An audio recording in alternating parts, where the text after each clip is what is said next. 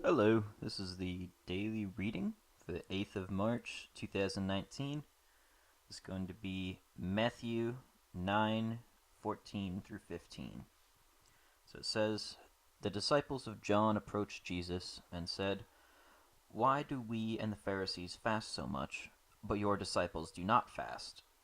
Jesus answered them, 'Can the wedding guests mourn as long as the bridegroom is with them? The days will come when the bridegroom is taken away from them, and then they will fast.'" So this is a really short reading today, um, but it has a pretty little meaning and pretty interesting meaning to it. Um, this is yet another example in the New Testament of Jesus changing traditions. And in that time, a lot of Jews would have fast for all sorts of different occasions, lots of different celebrations, and there would be lots of different fasting. Um, but Jesus didn't ask his followers to do those same kind of fastings. He didn't have that as being important. And in this reading, he basically comes out and says, hey, you don't need to do those things anymore. Um, because, I am still with you and God is with you, so you don't need to, fast to mourn any of this because I'm here. And, you would think, based on that, since Jesus died on the cross, that would mean now we should fast like the Jews do.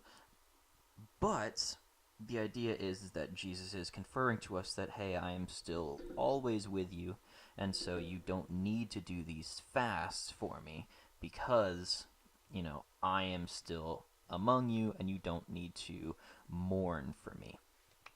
And so this just gets at the heart of some other readings that come out, um, and it has a similar kind of a theme in that Jesus changes traditions. And the New Testament tends to override some things in the Old Testament. And I think a lot of people in our modern day forget that fact.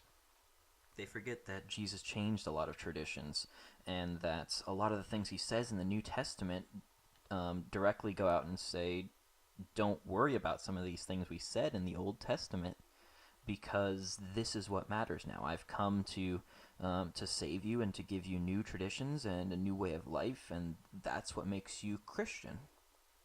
So I think that's important to look at and to take a lot of the things in the Old Testament with a grain of salt, to think about what purpose do they have, and then also compare them to what Jesus teaches in the New Testament, and look at, well, did anything that Jesus said here, does that change anything that was said in the Old Testament? Does that overwrite something, or does that give us a new perspective on something that was said?